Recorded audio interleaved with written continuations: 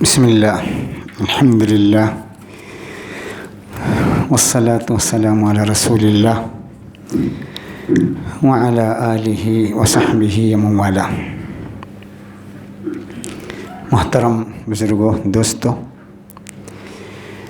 اسلام ایک ایسا معاشرہ چاہتا ہے جو صاف ستھرا ہو، جس میں نیکیاں پنپیں اور برائیاں مٹ جائیں، جہاں اچھائیوں کا پرچار ہو، صاف ستھرا ماحول جو نیکیوں کے لیے سازگار ہو۔ صاف ستھرا ماحول چاہتا ہے، پاکی کا ماحول اسلام چاہتا ہے۔ اس لیے قرآن صاف کہتا ہے ان الذین یحبون ان تشیع الفاحشۃ فی الذین آمنوا لہم عذاب علیم فی الدنیا والآخرہ۔ یعنی جو لوگ چاہتے ہیں کہ معاشرے میں ایمان والوں میں برائی عام ہو جائیں، پھیل جائیں، ان کے لیے دردناک عذاب ہے دنیا میں بھی اور آخرت میں بھی۔ تو اسلام صفائی ستھرائی، صاف ماحول، ستھرا ماحول، نیکیوں کا ماحول چاہتا ہے۔ برائیوں کا ماحول اسلام نہیں چاہتا، برائیاں پنپیں یہ اسلام پسند نہیں کرتا۔ شر پسند عناصر چاہتے ہیں کہ فواحش، اس معاشرے کے اندر فواحش عام ہو، برائیاں عام ہوں، نیکیاں ختم ہوں۔ اس طرح مغرب پریشان ہے اپنے معاشرے کے سلسلے میں، وہ بھی چاہتا ہے کہ مشرق میں بھی یہی حال ہو۔ مغرب کی سازش ہے اور کچھ شرپسند عناصر کے کھاندے پر بندوق رکھ کر یہ اس طرح کے کام کیے جاتے ہیں۔ تو مغربی معاشرہ آج پریشان ہے۔ کہتے ہیں کہ مغرب میں 35 ملین ایسے لوگ ہیں جن کے ماں باپ، یعنی بن ماں اور باپ کی اولاد 35 ملین۔ تو مغرب چاہتا ہے کہ مسلمانوں کے اندر یا مشرق میں بھی یہی حال ہونا چاہیے جو مغرب کا ہے۔ مشرق بھی مغرب کے نقش قدم پر چلیں، یہ اس کا مقصود ہے۔ اس لیے قرآن صاف کہتا ہے وَيُرِيدُ الَّذِينَ يَتَّبِعُونَ الشَّهَوَاتِ أَن تَمِيلُوا مَيْلًا عَظِيمًا۔ مگر جو لوگ خود اپنی خواہشات نفس کی پیروی کر رہے ہیں، وہ چاہتے ہیں کہ تم راہ راست سے ہٹ کر دور نکل جاؤ۔ المنافقون والمنافقات بعضهم من بعض۔ منافق مرد اور منافق عورتیں ایک ہی تیلی کے چٹے بٹے ہیں۔ یأمرون بالمنکر، برائیوں کا حکم دیتے ہیں اور نیکیوں سے روکتے ہیں۔ اسی لیے مغربی مفکرین کہتے ہیں، ان کا کہنا یہ ہے لیس یستقیم حالنا فی الشرق ما لم یرفع الحجاب عن وجہ المرأة۔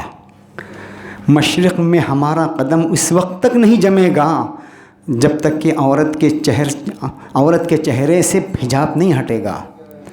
جب عورت کے چہروں سے حجاب ہٹ جائے گا تو پھر سمجھیے ہمارا قدم مشرق میں جم گیا۔ یہ مغربی مفکرین کا کہنا ہے۔ میرے عزیزوں اور دوستوں، حجاب میں جہاں عورت کی حفاظت ہے، مرد کی اپنی بھی حفاظت ہے۔ قرآن نے صاف کہا ذَلِكَ أَدْنَىٰ أَن يُعْرَفْنَ فَلَا يُؤْذَيْنَ۔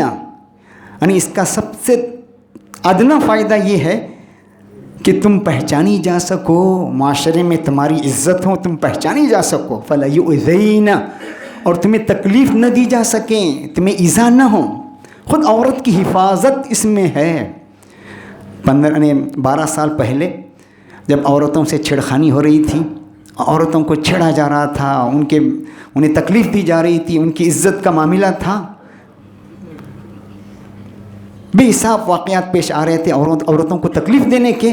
اس وقت اڈوانی نے خود کہا تھا ایسے لوگوں کو قتل کر دینا چاہیے جو عورتوں کو تکلیف دیتے ہیں، ایذا دیتے ہیں، ان کی عزت کے پیچھے پڑتے ہیں، انہیں تو جان سے مار دینا چاہیے۔ ہم نے حقیقت کہاں سے برائی پنپ رہی ہے اس کو ہم نے نہیں جانا، ہم نے سوچا کہ قتل کر دینا چاہیے۔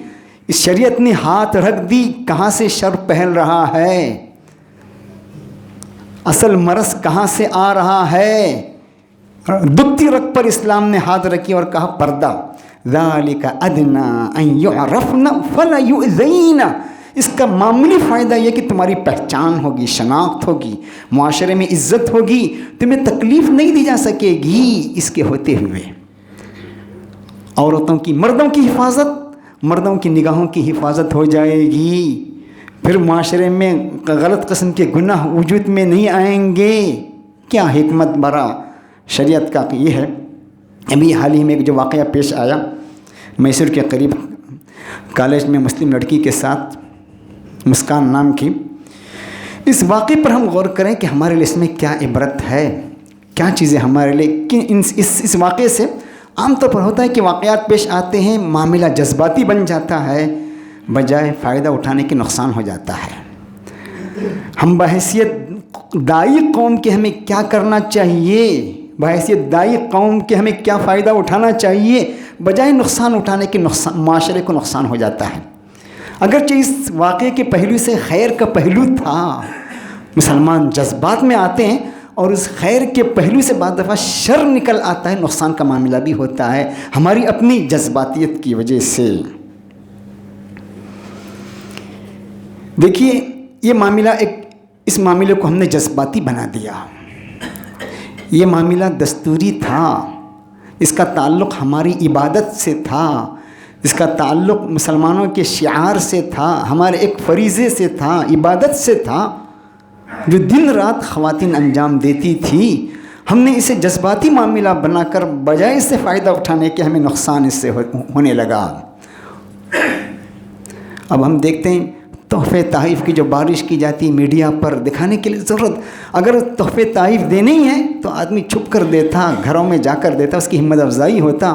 میڈیا پر لا کر بھرے عام میں تحفے تحائف دینا تو سامنے والی خواتین کو بھڑکانا، انہیں انووک کرنا ہے، تم بھی آؤ میدان میں۔ تو بعض دفعہ اس سے بجائے دعوتی نظر سے سوچنے کے نقصان کا سبب بن جاتا ہے۔ اس بہادر لڑکی کی بہادری کو سلام۔ بعض چیزیں ایسی بھی آئیں کہ لوگوں نے کہا بھائی دستور کی آواز دی جانی چاہیے تھی، امبیڈکر کی جے کی آواز دی جانی چاہیے تھی، دستور اور ہمارا جو کانسٹیٹیوشن ہے۔ آپ غور کیجئے، معاملہ جب جان کا ہوتا ہے، جان پر بن آتی ہے تو پھر آدمی اس کا ذہن خدا کی طرف جاتا ہے، اور وہ تکبیر جب بلند کرتا ہے تو اسے طاقت ملتی ہے، ہمت ملتی ہے، اپنی جان کو پرواہ کے بغیر آگے نکل جاتا ہے۔ اب ایسے حالات میں ہم دستور کا نعرہ لگائیں اور فلاں فلاں فلاں کا نعرہ لگائیں، یہ آخری حالت ہے۔ اس وقت آپ غور بھی نہیں کر سکتے کیا سچویشن ہوتا ہے اس وقت آدمی اپنے رب کو پکارے گا، پیدا کرنے والے کو پکارے گا، اس پوری دنیا کو پیدا کرنے والے کو پکارے گا، اس کی طرف سے اس کی مدد ہوگی، اس میں ہمت ہوگی۔ اسی لیے علماء نے لکھا ہے، مفتیان نے لکھا ہے، اگر مرنے سے پہلے کوئی آدمی اللہ اکبر کہتا ہے تو اس کا شمار، اس کا خاتمہ ایمان پر ہے۔ من کان آخر کلامہ لا الہ الا اللہ دخل الجنہ۔ اس لیے کہ دنیا میں آنے کے بعد انسان کے کانوں میں سب سے پہلی جو آواز گونجتی ہے وہ اللہ اکبر کی ہے، تکبیر اللہ اکبر کی ہے۔ مرنے سے پہلے اگر موت کا سامنا ہے، مرنے کا امکان ہے، اللہ اکبر کی آواز بلند کرے گا تو اس کا خاتمہ ایمان پر ہوگا۔ دوسری چیز احتجاجات، دھرنے جو دیجیے، اس میں آدمی دستور کی آواز لگائیں، الگ بات ہے۔ اپنے حق کو منوانے کے لیے دستور کی آواز لگائیں، اپنے دستور کی طرف اشارہ کریں اور دستور کو حاصل کرنے کے لیے دستور کا نعرہ لگائیں، اور جے ہند کہیں یا جے کانسٹیٹیوشن کہیں تو اس میں کوئی حرج نہیں ہے۔ لیکن اس وقت جو معاملہ ہوتا ہے، اس لڑکی کا جو پہلا انٹرویو لیا گیا اس میں خود اس نے کہا، پہلا جو انٹرویو اس کا شائع ہوا، اس نے خود کہا مجھے تو خوف محسوس ہوا، اور یہ فطری بات ہے۔ اچھے اچھے مرد بھاگ جاتے ہیں، وہ لڑکی بھاگی نہیں ہے، اچھے اچھے مرد بھاگ جاتے ہیں، گویا حالت دیکھنے کی نہیں ہوتی، اس وقت آدمی کے منہ سے نعرے تکبیر ہی بلند ہوگا۔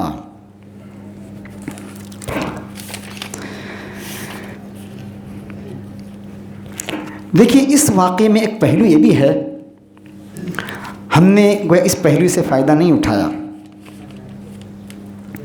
وہ پہلو یہ ہے، جس کالج میں یہ واقعہ پیش آیا ہے، وہاں کا پرنسپل، وہاں کے پروفیسرز، وہاں کے لیکچررز بھی قابل مبارکباد ہیں۔ جنہوں نے اس لڑکی کی حفاظت کی، ورنہ ہم جانتے ہیں ہندوستان میں کتنے لوگ مارے جاتے ہیں، کتنے لوگ پیٹے جاتے ہیں، فسادات میں کیا کیا ہوتا ہے دیکھتے ہیں۔ اس وقت اللہ کی طرف سے مدد بھی ہے، اور وہاں کے جو پڑھانے والے، وہاں کا جو اسٹاف اور وہاں کا پرنسپال کا بھی کردار جو تھا، پاٹ تھا، اس کی بھی داد دی جانی چاہیے تھی۔ اس کالج کو بھی انعام دیا جانا چاہیے تھا، وہاں کے پروفیسرز اور وہاں کے پرنسپل کی بھی ہمت افزائی ہونی چاہیے تھی۔ یہ بھی دعوتی پہلو تھا۔ ہم نے یہ نہیں سوچا کہ ہندوستان میں ماحول کتنا اچھا ہے، یہاں کے عام طبقہ، تعلیم یافتہ کا طبقہ کا ذہن صاف ستھرا ہے۔ یہ الگ بات ہے، بعض دفعہ مجبوری کے ناطے کرنا پڑ رہا ہے، مسلمانوں کے ناحیے سے ان کا ذہن صاف ستھرا ہے۔ دعوتی طور سے ہمیں اس سے فائدہ اٹھانا چاہیے تھا۔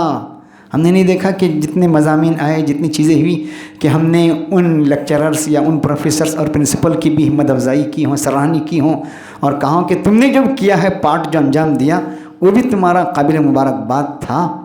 حق کے لیے، حقیقت کے لیے جو تم نے کچھ کیا ہے ان لڑکیوں کی حفاظت کے لیے، تو ایک پہلو یہ بھی تھا۔ ایک سوال یہ پیدا ہوتا ہے، آخر عالم اسلام سے آواز کیوں نہیں اٹھ رہی ہے؟ عالم اسلام سے آواز کیوں نہیں اٹھ رہی ہے؟ اتنا بڑا واقعہ پیش آیا، مغرب میں بھی آواز اٹھی، لیکن عالم عرب سے، عالم اسلام سے، یا اپنے پڑوس کے ممالک کے جو ذمہ دار ہیں حکومت کے، ان کے منہ سے کوئی ایک آواز اس سلسلے میں نہیں آئی۔ ایک سوال ہے میرے عزیزوں، یہ آواز کیوں نہیں آئی؟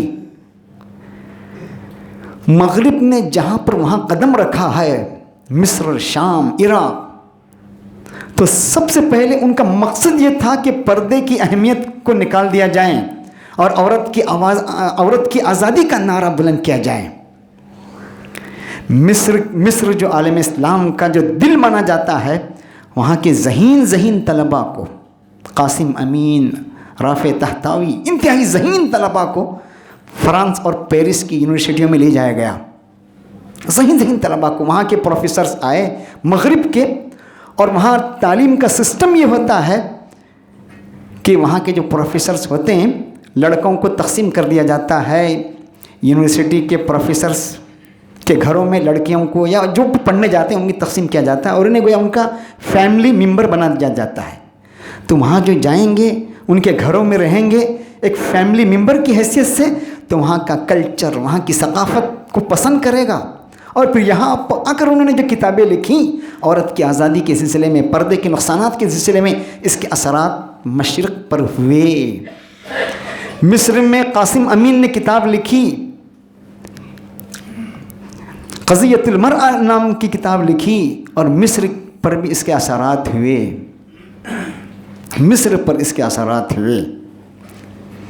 ترکیہ میں ملحد اتا ترک نے قانون نافذ کیا کہ پردے کو کالعدم کر دیا گیا ترکیہ میں، وہاں کے ملحد اتا ترک نے۔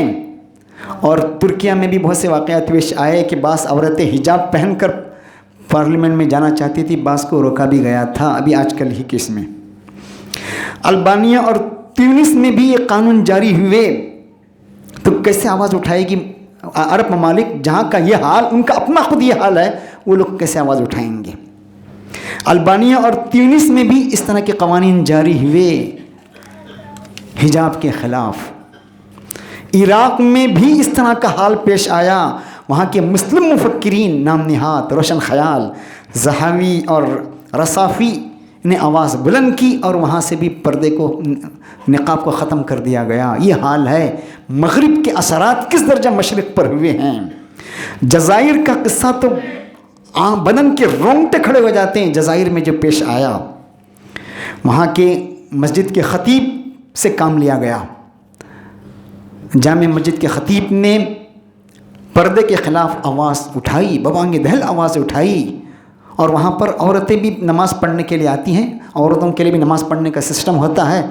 تو اس آواز سے متاثر ہو کر ایک خاتون اٹھی اور اس نے مائک پر اس نے پردے کے خلاف آواز اٹھائی، اور عورتوں نے اپنے حجاب نکال دیے، اور بہت سی بچیوں نے بھی اس کی پیروی کی۔ تو غور کیجئے، ہم کہتے ہیں کہ مشرق سے مغرب یعنی مسلم ممالک سے کیوں آواز نہیں اٹھ رہی ہے؟ جہاں خود ان کا اپنا یہ حال ہو وہ کیسے آواز اٹھائیں گے؟ جہاں خود وہ اپنی تہذیب اور اپنی کلچر سے اپنی تہذیب سے منہ موڑ کر مغرب کے کلچر کو پسند کر رہے ہوں، وہاں سے کیسے آواز اٹھے گی؟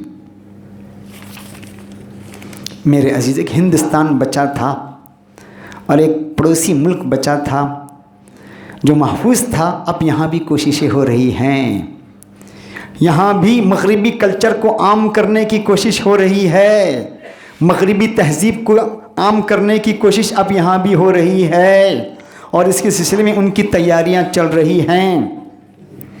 پہلے تو عورت کو گھر سے باہر نکال دیا، مساوات کے نام پر، انصاف کے نام پر عورتوں کو گھر سے باہر نکال دیا گیا. پھر اب اس کے حجاب پر بھی اس کی نظر ہے، اب حجاب کو بھی اتارنے کی کوشش کی جا رہی ہے. مسلم لڑکیوں کو تعلیم سے، ایجوکیشن سے، یا جو گورنمنٹ جاب ہے اس سے دور کرنے کی کوشش کی. کیرلا میں ابھی کا واقعہ پیش آیا، کیرلا میں وہاں کی ہائی کورٹ نے کہا جو بھی آدمی پولیس میں، جو عورتیں پولیس میں بھرتی ہونا چاہتی ہیں وہ نقاب نہیں پہن سکتی، اور فل ہاتھ جو کپڑا ہے، ہاتھ وغیرہ اس کے بند نہیں رہیں گے. یہیں پڑوسی ریاست میں اب چاہا جا رہا کہ مسلمانوں کو معاش میں بھی کمزور کیا جائے، معیشت اور تعلیم سے بھی مسلمانوں کو دور رکھا جائے، یہ کوشش کی جا رہی ہے. ایک وقت تھا کہ مسلمان عورت آزاد نہیں تھی، مرد کے ماتحت تھی. اب کیا ہوا؟ ہمارے پروفیسر کہہ رہے تھے، اپنے آنکھوں کے سامنے واقعہ پیش آیا. کہہ رہے تھے میرے سامنے مولانا یہ واقعہ پیش آیا، یہیں مینگلور کے قریب ان کا گھر ہے. کہنے لگے ایک لڑکی ایک لڑکا بھاگ کر آئے. پہلے آئی ڈی پوچھی جاتی تھی، پروف پوچھا جاتا تھا، شادی شدہ ہے یا نہیں. مرد عورت کسی بھی ہوٹل میں داخل ہو گئے، آئی ڈی پوچھی جاتی ہے آپ شادی شدہ ہے یا نہیں، آپ کے پاس شادی شدہ ہونے کا سرٹیفکیٹ ہے یا نہیں. ایک مرد اور عورت داخل ہوئے ایک لاڈج میں، ان کے ماں باپ بھاگتے ہوئے ان کے پیچھے آ گئے اور پولیس کو انہوں نے فون کیا. پولیس کی گاڑیاں بھی آئیں اور اندر داخل ہوئی، اور ہتھکڑیاں جب پہنانے لگے تو اس نے پوچھا سپریم کورٹ کا آرڈر آپ کو معلوم ہے؟ سپریم کورٹ کا آرڈر انہوں نے موبائل پہ دکھا دیا، یہ ہے سپریم کورٹ کا آرڈر، عورت آزاد ہے، مرد آزاد ہے، کسی کو کسی پر پکڑ نہیں ہے. جس مرد کے ساتھ چاہیں بھاگ جائیں، جس عورت کے ساتھ بھاگ جائیں، کوئی اس کو پکڑ نہیں سکتا. حتیٰ کہ شوہر کو بھی اپنی بیوی پر اب کنٹرول نہیں ہے. یہ قانون ہے، مغربی قانون ہے جو یہاں پر نافذ کر دیے گئے. اب بیوی، اب شوہر جو قوام ہے اسے بھی اختیار اپنی بیوی پر نہیں ہے. اس کا دل اگر کسی پر آ گیا، وہ اگر بھاگ رہی ہے تو بیچارہ شوہر دیکھتا ہی رہ جائے گا، کچھ نہیں کر پائے گا. تو عورت کو آزادی کے نام پر کیا کر دیا گیا؟ اس کو بازیچے اطفال بنا دیا گیا. اب عورت کو تکلیف دی جا رہی ہے. ذَلِكَ أَدْنَىٰ أَن يُعْرَفْنَ وَلَا يُؤْذَيْنَ. ارے پردے میں، نصاب میں سب سے چھوٹی چیز یہ تھی، سب سے چھوٹا فائدہ یہ تھا کہ اس میں تمہاری پہچان تھی، تمہاری شناخت تھی، تمہاری عزت تھی. برقعے والی عورت کو جب دیکھتا تھا تو آدمی نظریں جھکاتا، عزت سے، احترام سے. اب اس احترام سے بھی آپ کو محروم رکھا جا رہا ہے، اور تمہیں لوگ تکلیف نہیں دیتے تھے. وَأَلَّا يُؤْذَيْنَ. اس پردے کی وجہ سے تمہیں تکلیف نہیں دی جا رہی تھی. اب یہ حجاب اتر جائے گا تو پھر تمہیں خود بخود آٹومیٹکلی تکلیف ہوگی. تو میرے عزیزو، آج ہمیں اپنے جو حق ہے اس حق کو حاصل کرنے کے لیے پرامن جد و جہد کرنی چاہیے. اپنا یہ دستوری حق ہے، انسانی حق ہے. کیا پہنے، کیا کھائیں، یہ اس کا اپنا ذاتی حق ہے. وہ جانتا ہے کہ میرے لیے کیا فائدہ ہے. اب اس حق سے بھی انسان کو محروم کر دیا جائے تو پھر وہ بندوا مزدور ہے، غلام ہے. پھر یہ غلامی کی زندگی ہے جسے پہناوے پر بھی اختیار نہ ہو. کیا میں پہنوں اس پر بھی اس کا اختیار نہ چلے، تو پھر یہ غلامی زندگی کسے کہیں گے؟ اس سے بڑھ کر غلامی اور کیا ہے کہ آدمی مغرب جو چاہتا ہے وہ پہنے، مغرب جو بلوانا چاہتا ہے وہی بولے. ہماری زبان بھی مغرب کی، ہماری چال ڈھال بھی سب اسی کی. اسی لیے حدیث میں فرمایا گیا لَتَتَّبِعُنَّ سَنَنَ مَنْ قَبْلَكُمْ، تو ضرور بضرور پہلوں کی نقش قدم پر، اپنے سے پہلے گزرنے والے لوگوں کی نقش قدم پر چلو گے. اگر وہ گوہ کی سوراخ میں داخل ہو جائیں تب تم بھی کوشش کرو گے اس گوہ کی سوراخ میں داخل ہو جاؤ. یہ تو مغربی غلامیت ہے جو آج مشرق مغرب کی ہتھکڑیاں اپنی ہاتھوں پر پہن رہا ہے، اس کا توپ اپنی گردن پر لگا رہا ہے. اس سے بڑی کیا غلامی ہوگی. تو آج ہمیں اپنے اس واقعے سے بھی ہمیں دعوتی فائدہ اٹھانا چاہیے، دعوتی اس کا فائدہ اٹھانا چاہیے. اپنے برادران وطن کو کہنا چاہیے یہ ہمارے پردے کے فوائد ہیں، یہ اس کے فوائد ہیں، یہ اس کے فوائد ہیں. اور جو لوگ ماشاءاللہ آواز اٹھا رہے ہیں عورتوں کے حق میں، جو ظلم ہوا ہے ان کو بھی ساتھ لینا چاہیے، ان کی بھی ہمت افزائی اور سراہنی ہونی چاہیے، داد دی جانی چاہیے. تم حق اور حقیقت کے لیے اپنی آواز اٹھا رہے ہو، تم قابل بدائی ہو، قابل مبارکباد ہو. یہ کچھ باتیں تھیں جو میں نے آپ کے سامنے کہیں. اللہ تعالیٰ مجھے بھی آپ کو ان باتوں پر عمل کرنے کی توفیق دے. وآخر دعوانا ان الحمد للہ رب العالمین.